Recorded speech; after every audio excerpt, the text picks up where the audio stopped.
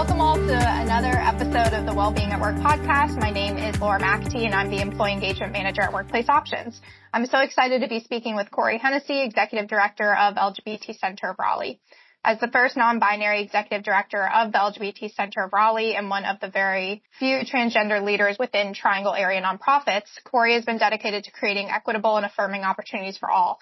In their role, Corey works alongside a diverse and passionate team to implement programs that include youth and young adult leadership skill building, education and understanding on LGBTQ plus identities, transgender community and resource connections, health, equity and access, and so much more. WPO has partnered with LGBT Center for over 10 years now, so we're thrilled to host Corey today. Welcome, Corey. Hello, welcome. How are you? I am doing well. How are you? Good. We're excited to have you on. I feel like this is a long time coming, so. Yes, yeah. I mean, obviously, it's been 10 plus years. Yeah, do you know the exact number? How long we've worked with you all? I think it's been at least 12, potentially longer. I know the timeline, especially with COVID, gets a little confusing, but, it has definitely been over a decade. Wow. Quite a long time. Well, we've had a really long road with you all. I mean, for Out Raleigh support and then the health fairs that you all are hosting now, the quarterly ones, and having on the podcast. And just, I'm so excited to highlight you all and talk about all the amazing work that you've been doing. So we'll just jump into it. We have a couple of questions and this will be just discussion style. So first, let's talk about you and the amazing journey that you've had. So this is your time to brag about yourself. Tell us about you and how you got into this role. Yeah. Well, I'm not originally from North Carolina. I'm originally from Northwest Indiana. Mm-hmm. But I have been in the Triangle area since 2011. I didn't know about the LGBT Center of Raleigh or really much about the LGBTQ community in the Triangle area when I first got here. It definitely took me a few years to kind of, find my way, find my community. But I really stepped foot into the center for the first time. I found the center because I needed community like so many other people that have come into the center. And, I went in, I checked out the library, I talked to some folks, and then I decided I wanted to volunteer. And I actually volunteered pretty regularly for only a few months actually, it was about 2017. And then, the office manager role popped up and I decided, why not? I didn't have a full-time job at that point. I was, kind of looking to change some things up from what I was doing. So I applied and got it. And, the rest is history, I guess. I was office manager for a few years and then I was the director of education and programs for about 4 years. And then got hired on as the interim executive director through basically the first part of last year, and then got officially hired on as the executive director August 1st of 2023. So it's been just over a year now. Yeah. So, over 7 years with the organization, and it's been a wild ride. That is for sure. Yeah. That's such a fast time frame to go to executive director. Yeah. I feel like I have been here for a long time. I've seen transition in so many different ways. Seen us through quite a few challenges. But I've learned a lot and I definitely have paid attention, very observant, and I've, been able to see like what good leadership looks like and what not so good leadership looks like. And so I think that's really being in the roles that I had been in really helped me into where I am today.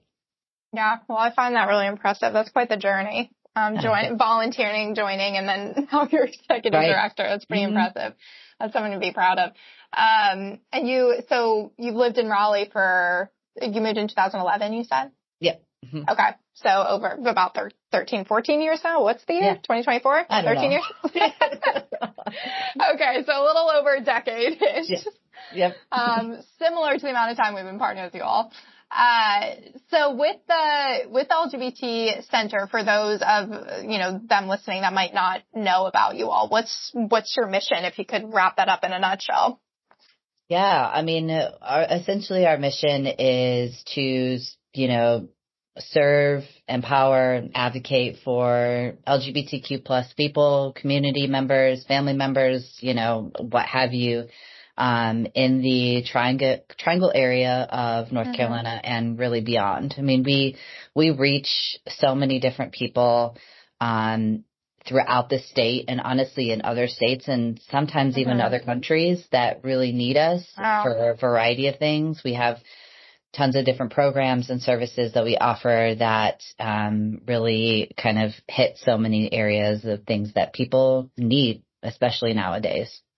Yeah. What is, for people that are reaching out from across the globe or another state, what kind of resources can they get through you all? So we have, because of COVID, we'd obviously had to kind of rethink the structure of how our programs were. And so we moved everything virtually as much as we possibly could. So a lot of our discussion groups and even social opportunities and things like that, we tried to just still find ways for a community to come together. And I think during that time, we learned a lot about what people needed. And so we still tried as much as possible to have either hybrid opportunities or fully online opportunities, especially for folks that are immunocompromised or, in other places, other areas that don't have community or LGBTQ plus centers or organizations or groups in their area. So people of all over, have been able to attend our online groups. Again, either they're kind of more discussion based or peer support based, or just social opportunities. People are welcome regardless of where they live. And I think that that's really given us opportunities to connect with people in areas that we really haven't necessarily had too many, people come from. So it's been interesting. It's been a really cool, experience to kind of, all things considered with like COVID and all of that, but like really learning from that and being able to provide for people in areas that otherwise they wouldn't have, opportunities. Well, it sounds like y'all, COVID was awful, but like the one thing that came from it is the virtual opportunities. We hear that a lot with companies of having to adjust, and all of a sudden you can serve a wider base. So that's really wonderful that it's not only people immediately in Raleigh or the Triangle, but if they really needed support, they could reach out to you from really anywhere, which is so powerful. Talk about community, a global community exactly that you're having here, that's invaluable. What kind of, y'all offer so many different types of support in terms of different resources. Like what kind of projects are you working on right now? Anything new that's coming up that you want to talk about, or anything you're especially proud of that you want to highlight, whether it be a resource or a service you all can offer? Yeah. So something that we have really tried, and you actually mentioned, is our health fairs, our health, like health and wellness resources, essentially. We've really tried to increase those opportunities, over the last couple of years. So whether it's like, kind of reducing barriers to access. So for a while we were trying to make sure that people had access to vaccinations or eye exams or things that they otherwise, necessarily wouldn't be able to get or even afford financially. So that's something we've really tried to build on. We do have a couple of like upcoming things that we're working on that we're really excited about, including within that, we are doing more with our name change and gender marker change support. So helping people walk through like how to legally change their name or their gender. I think it's especially important right now with it being an election year and, everybody is just trying to make sure that their documents represent who they are so that it's less of a safety issue, right? So we are really trying to offer that more. We have like free notary services. We do offer financial support as well for people who can't afford, to go through the name change process. So, a lot of little things there. We have our free clothing closet that has free, it's open to anybody, but we do have a lot of transgender, non-binary, gender expansive folks that do utilize that, maybe they don't feel comfortable going into a department store to shop in the gendered section. So, we have gender affirming clothing items such as chest binders and shaping underwear and things like that. So, all of that has really been kind of a part of our like health and wellness, efforts and projects. So something that we're really trying to build more on and making sure that people do know that that exists. Yeah, you're just making me think. I mean, if you're someone who is transitioning, like the amount of steps, like changing your name or like getting doctors that are, will respect you. I mean, not in every location are there even hospitals that you could go to or like resources you could use, or even thinking down to like real estate agents. If you want to buy a house, who is a friendly real estate agent? Like, it's just, if you really go down a rabbit hole, it's incredible thinking of all the different resources that you need and who can you go to, who is safe, where is it safe, like who can help you in this? What if your family doesn't want to help you? Who do you go to for help, even with the mental health side of it? Not even just practically how do you do it, but who can you talk to about the struggles and how stressful that is? And can I walk into the DMV and do this and not be, under attack and not feel uncomfortable? I mean, it's just, when you think of it, it really starts blowing your mind a bit of like everything that someone needs help with when they're going through this. Yeah. Things that most people don't. The list goes on, right? Don't have to think about. Yeah. Exactly. Because cisgender individual, like I never think about those things. And that's a reality for a lot of people. It's like even just knowing safe places to go and how do I ask for help, the how of it all. So that's really great that you all are offering that. I love the closet. I kind of want to come look at that. I mean, please, like we have a lot right now. We have stockpiled quite a bit. We actually how do you all do donations? Is a great question for anyone listening who might be in Raleigh. How do you take donations? Do you actively take donations? How does that work? We, for the most part, actively take donations. Again, we are pretty piled up. We do have quite a few outreach events that we're going to be taking, at least a portion of our clothing closet to, that usually we're able to get that out to community members. So then we're able to bring in more things. But typically, we're always in need of like larger sizes, more feminine kind of clothing.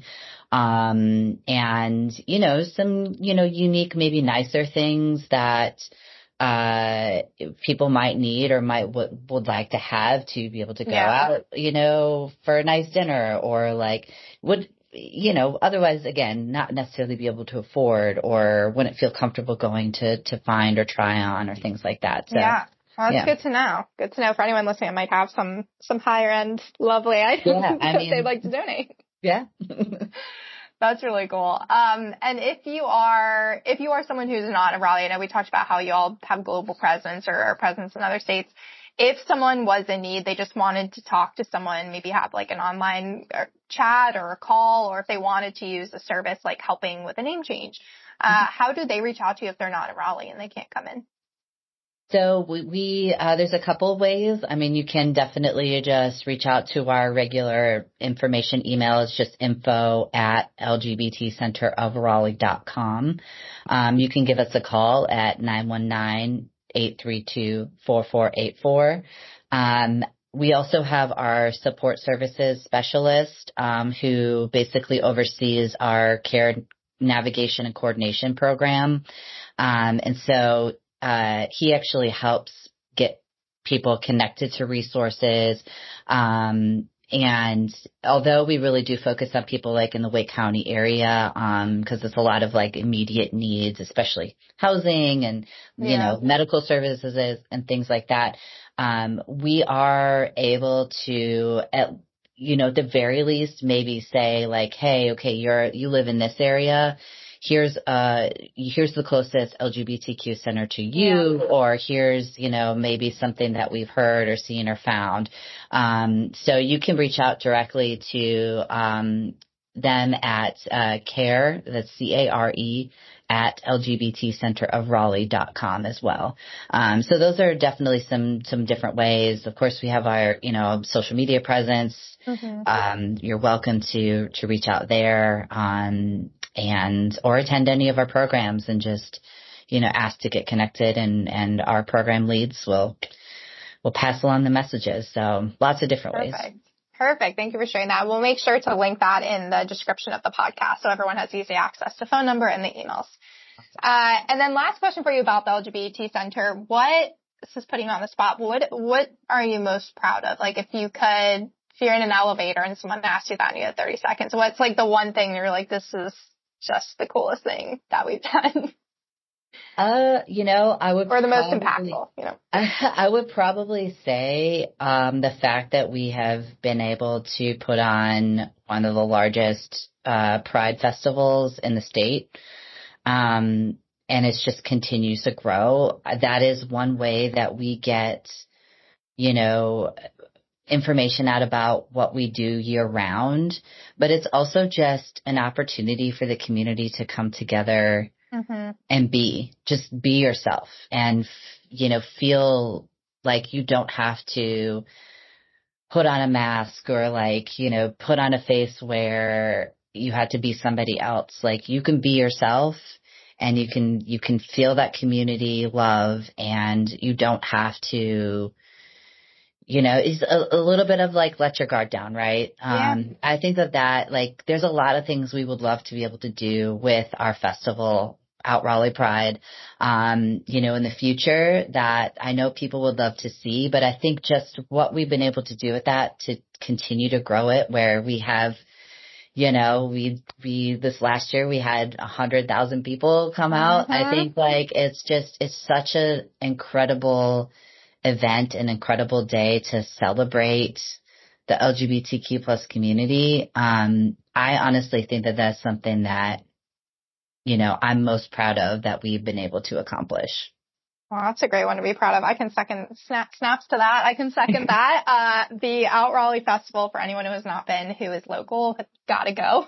It is incredibly fun. I mean, what a place to feel loved. I feel like that's always the feeling I get is it's palpable. It's in the air. You just feel like you belong, and everyone belongs there, and you are safe. And like you said, you can be yourself, but you can't buy that, like it's an experience and a feeling that is rare to find, I think. And your festival, the LGBT Centers Festival, just such a wonderful job of doing that. And it's only gotten better every year I go, which is probably a lot to do with you, Corey. So thanks for making it the festival that it is. I mean, it's a ton of fun. Thank you. And really important. I think, like you said, it's not just fun, but it's needed for, especially for the community. Exactly. Okay, so I want to talk about a little bit more broadly, I mean, just with your expertise, for anyone listening to the podcast that might be involved in DEIB at their organization, or they're part of HR, or just they're any employee trying to make their organization a safer place. Do you have any advice on how organizations can be more inclusive to LGBTQ plus employees, or, just to be more inclusive in general? Yeah, I think there's a number of things you can do. I mean, anything from kind of the admin side where, are you making sure that you're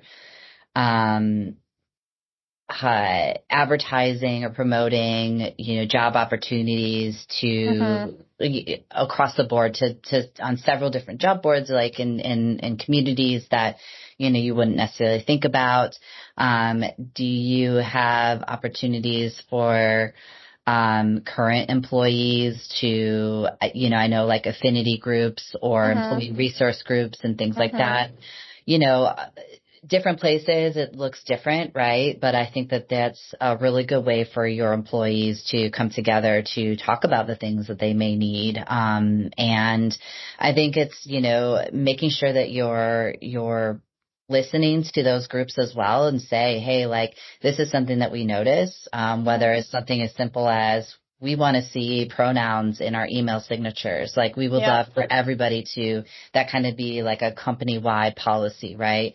That really, like, I know even for me, whenever I'm emailing someone or I see somebody emails me, I immediately look for that. And when I see that, I know that that person at the very least like understands why it's important, right? And it's important for everybody. So, there's lots of different things you can do, both kind of more on like the virtual, like admin side of things, or just, in person, like what are your bathroom policies? What are your policies around, if you have an employee that transitions or is, in transition, like, how do you deal with that? Like, what are all those things? What do those things look like? Again, like you were talking about, there's so many different steps that people have to take when they come out, that if you're working at a place that kind of has all that stuff in place already, then it makes that process so much less, because it's just less stressful, easier to do, more comfortable, and you feel more welcome.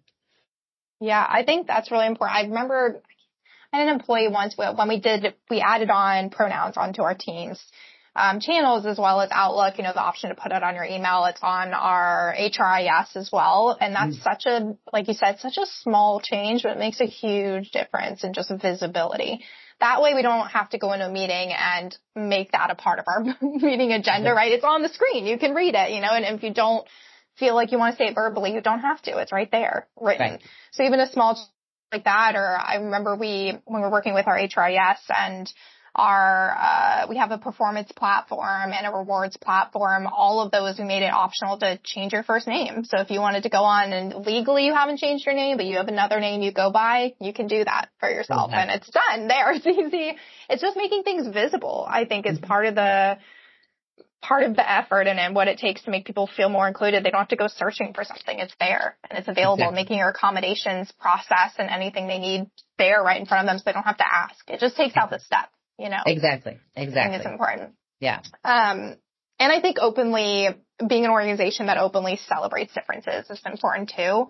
Like working with you all at the LGBT Center, like as you know, we do massive celebrations for Pride Month, and Hispanic Heritage Month and, Black History Month and all the different celebrations that happen throughout the year. And one thing that I think helps with employees is knowing that your company outwardly supports, everyone of every different background and anything. And we're very proud to say that we do. And I think that helps too. So you don't have to go in knowing like, I don't know if I fit in here. You just know off the bat because we don't hide it.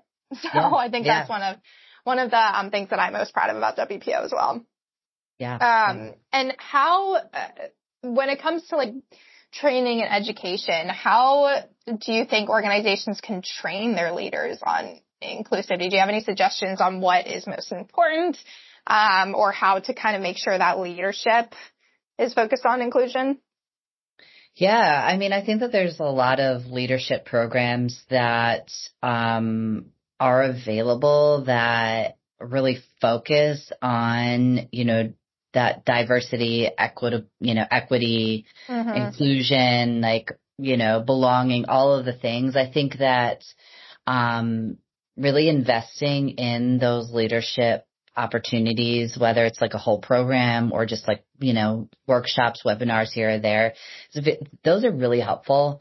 I think also, making sure that you're bringing in people kind of regularly, whether it's just like more informal, like listening to people's stories. I think like, you could read something on a piece of paper all day, every day, but until you have somebody that's in front of you with that lived experience and talking about it, I think that makes a huge difference.